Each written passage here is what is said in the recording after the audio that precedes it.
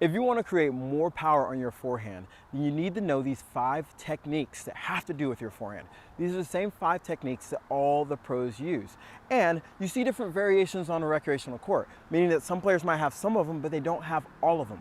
When you stack all of them together, you're going to get more effortless power and control over your forehand. And that's why this video is so important. So let's get started. Now that you know why this is so important, let's talk about what are these 5 techniques that you need to understand. I'm going to go in them in order and then give you drills for each one of them so you can start practicing this. The more you start utilizing this in your forehand, you're going to have a bigger forehand.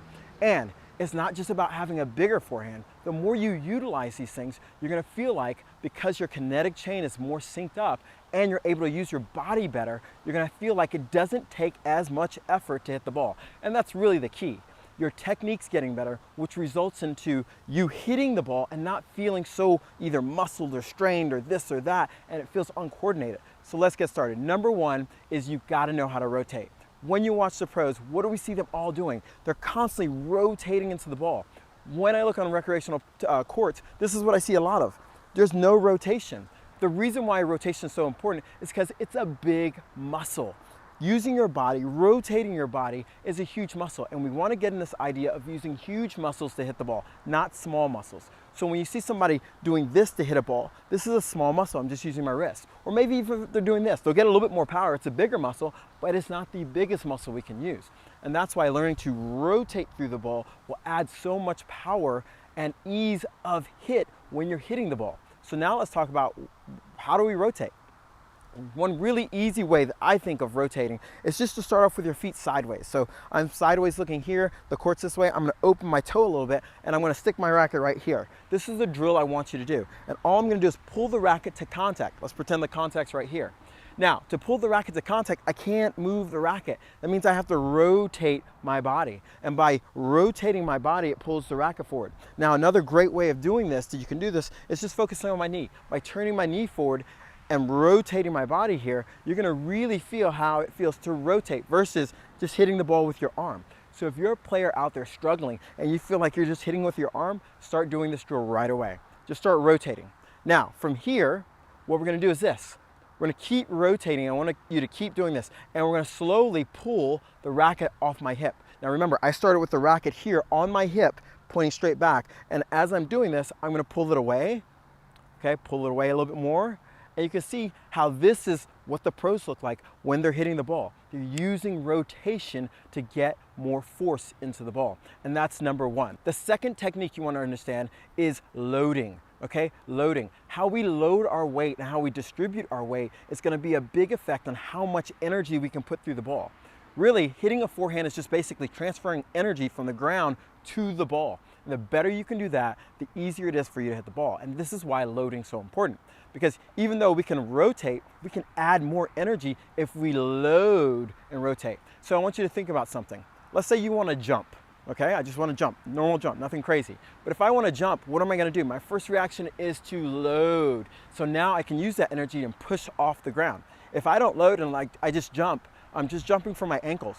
Those are small muscles. Compared to using my thighs, my hips, my quads and going down, big muscles provide more force that I can use to then push through the ball. So this is the key to loading. If I load down, where do I push? Where am I sending my energy? If I load down, I'm going up. Where here's the thing, we want to send our energy that way. So am I going to load against it? No, I'm not. But what I'm going to do is start loading back so I can push forward. And so this is what you see a lot of the pros doing. When they receive a ball, if they have time generally, what you're going to see them do is slightly take a step back. You'll see this in the unit turn phase when they're taking this outside step. And what they're doing is noticing how if you see the line of where my feet are right here, they're taking a step back and they're loading. Okay, this is important. They're loading back so they can unload forward. And you see this in different stances in different ways, whether they are in more of a neutral stance and they're loading this way and pushing this way, or maybe they're in an open stance and they push back here and they're gonna load off this back leg. You see Nadal do it a lot where he's loaded on that back leg and instantly you see him push and push his weight forward. And this now combines with the previous thing we just talked about, which is what? Rotation. So if we're loading and then we're rotating, we're now creating more force so we can send through the ball. So the drill I want you to do is really simple. You can use a racket or some object you can put behind you. You just need to be able to set behind you. From here, here's what I'm gonna do. I'm gonna start in my normal position of a ready position, and all I'm gonna do is take a step back. So I'm pretending I'm hitting a forehand in an open stance. I'm gonna take my racket and set it behind me. And so what I now wanna do as a drill is take that step back and almost act like I'm gonna reach down and pick up the racket. So take it back, reach down, okay? Take it back, reach down. In the process of reaching down, I'm loading more weight on this leg. And this is more extreme. You're not gonna see a lot of pros going this far low. Sometimes you may see if the ball's deep or they're very low, but I just want you to get into the idea of loading weight, because a lot of times we can take the step back, but we haven't loaded. So we wanna make sure we're taking the step back and loading. So I'm gonna actually grab my racket now, and then practice this with my racket, taking a step back and loading. Now, couple keys when I'm loading. I'm loading on the ball of my foot, not necessarily on the toes, not on the heel. I'm loading on the ball of foot, because now it allows me to spring and push. So now from here with a unit turn, I'm gonna load, and then if you think about what we just talked about, if I just drop my racket into that same position, I can rotate. So now unloading, I'm pushing that foot forward. So just like we talked about with the rotation, I can push and rotate. So we have these two things that we're stacking on top of each other, and that's now how we can create more power, is now making sure that we're loading and then we're rotating into contact. The third technique we need to make sure we have down is our contact point. And this is so important. What I mean by contact point is where your arm is when you're making contact, not the actual contact point with the racket, but where your arm is. And this is hugely important. What I see a lot of times is this. When we're hitting balls, our elbow's way behind us, and so this isn't a strong contact point. What you see the pros doing is you either see like a Roger Federer type where his hand's way in front of him, you see a Djokovic or someone who has a slight bend, and you see a variety. But the key is they're all in strong contact points. So let me explain a little bit more. If I were to put my racket down, or if you were at home and you just put your arms out like you're gonna push against the wall, how would you have your arms? You'd probably have them in front of you. You could have probably a variation of here. So you have a lot of space where this could happen. And this is where I also think you see straight arms versus bent arms. It's a comfort thing. Some players feel really comfortable with their arms out here. Some feel really comfortable here. Some feel a little bit wider. So you have a variation. Now, if you were to still push on a wall and you push your arms too far wide, what do you start losing? You start losing that. And what you're really feeling is the feeling of your shoulder and your pec.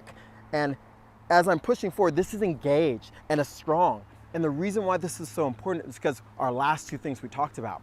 What's really happening here when we load and we're rotating, we're taking that load in our hip and we're pushing it forward, okay? And if I had you in front of me right now and I start loading and pushing forward, I would push that force through you. So you can already see how we've been talking about how we're taking the ground force and pushing it forward. Now, if my arm was way in here and I pushed on you, I probably wouldn't have the same amount of force. But if I extend it out where even if my elbow's a little bent, I would have a lot of force. If my elbow's straight, I would have a lot of force. If it's over here, I would have a lot of force. But if it starts drifting over here, I'm not gonna have a lot of force. And where this makes sense is this. When you're making contact, you wanna have the racket where it feels strong. And that's gonna be different for everybody, but I can tell you this, it's not gonna be back here. It's not gonna be here. I see a lot of recreational players and they're hitting balls and they're here, okay? You cannot take the force you just applied and then send it through your hand. You can't send it because the hand's way behind you. And so this is why having a strong contact point is really important. So here's what I recommend. This is something that you're gonna have to play with when you're out playing or using a ball machine, which is just, I would say, start with your racket or your hands out in front, just like this, okay? And if this feels really too far extended, bring it in a little bit. But if you start getting in too close and you feel like you're losing that ability to push, send it out a little bit.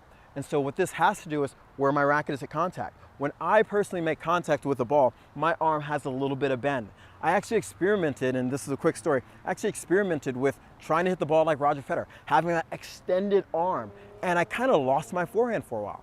And I thought, man, maybe I'm not hitting my forehand right. And I did a lot of research and realized that there's a different bend for everybody, but what's really going on here is the comfort level and the strength that I have here in the bend is much stronger than if it's really extended. So this is one of those little things where if you start copying, let's say Roger Federer, and you're not used to it, you may throw your forehand off. I did, and I don't want that for you. So it's really important to understand what angle feels comfortable. If you feel really comfortable with extended, keep on with an extended. If you don't, bring it back a little bit until it feels more comfortable.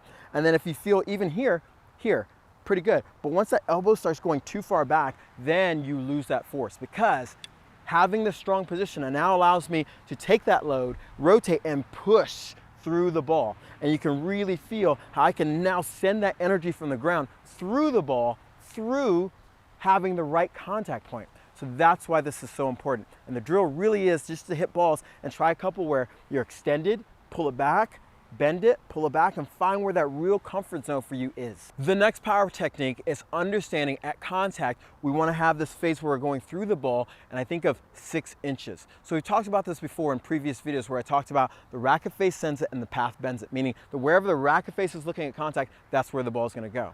What you see the pros doing is they extend this a little bit. So they have this zone where they're keeping their racket on for about 2 or 3 extra frames, it stays there. So they're coming around, bringing the racket around, and then it stays where the racket face is looking at contact. They have this phase of probably about 3 or 4 or 5 frames, I would say 6 inches, where the racket's still going in that direction, and then it comes around. And so the mistake a lot of players make sometimes is they might be slapping through the ball instead of keeping that racket face online a little bit longer. And so this will help you with your consistency and also taking what we're generating and directing it where we want it to go. And so easy drill to really work on this is just keeping the racket in this zone a little bit longer. So all I'm going to do here is I'm going to push it and keep it there. I'm not going to let the racket go forward. And I know this might seem a little stiff and rigid, but we're going to show you exactly how to make this smooth in a second. But I really want to make sure that I'm pushing and keeping the racket through the zone. I'm not even making the ball of the net. Now from here, I want you to think of getting the racket to go on the outside of the ball after you finish hitting it. And I'll explain. What this just means is relax. So if I relax and I go through the zone here and just let the racket continue to go forward. You see this drill and sometimes where players are having, coaches are having players do this. I like still having this L shape here, or this position here, where I'm pushing and pushing through the ball and coming forward. What this will turn into after a while is this, is that as you're coming up or bring the racket forward and you have the momentum of the racket going up, that the racket will travel up and it's actually on the outside of the ball. So if you look at it, the difference between me going straight here, I wouldn't do that. I would have it go up and around. But having the sense of going outside of the ball will have you driving and having the racket come up around. And the final thing that we're going to talk about is how to create more topspin. So as you're driving through the ball, as you're going your 6 inches and making sure that you can create more spin to make sure you can manage and control that power. So the big thing about topspin is really simple, is pulling the racket from low to high, having the racket start slightly below the ball and come up, and making sure that you relax while doing it. Now, one really important thing is to understand that when we drop our racket and we're coming up, we're gonna make sure we're coming up and hitting that 6 inches that we just talked about, and then coming all the way around. Where some players mess up is they get tight and they start windshield wiping off the ball. And I think this is so important, that I think the windshield wiper is a result, not an effect. Or I should say, it's the cause, not the effect of the thing. And what I'm talking about is this. What you see players doing is this. You see them in this position here, and the whole reason they're in this position, or they keep their racket closed here, is because they're stretching the racket down. And by stretching the racket down, when they start to pull the racket, look what happens. It pulls and stretches this way, and that stretch creates force that drives the racket head up. So if you take the last thing we talked about, whereas we're coming on the outside of the ball, if we start coming up and on the outside, what it starts to do is this action. And so the problem with what I hear a lot of players thinking about is, I have to do this. So they're taking energy and trying to just release it doing this as they're going forward. Well, what you see with the pros, why it's so easy, is they're not doing that. The energy is just being stretched, and it's happening. It's a result. It's not that they're making the racket do this. They're basically, if I could show you this way, if I take my racket here and I stretch and I'm pulling and I just let go, look what happens. I didn't make that happen, okay? I'll do it 2 more times. When I'm holding the racket here, and this is, I know, an awkward situation, but if I hold the racket here and I pull it down, I'm stretching my shoulder muscles.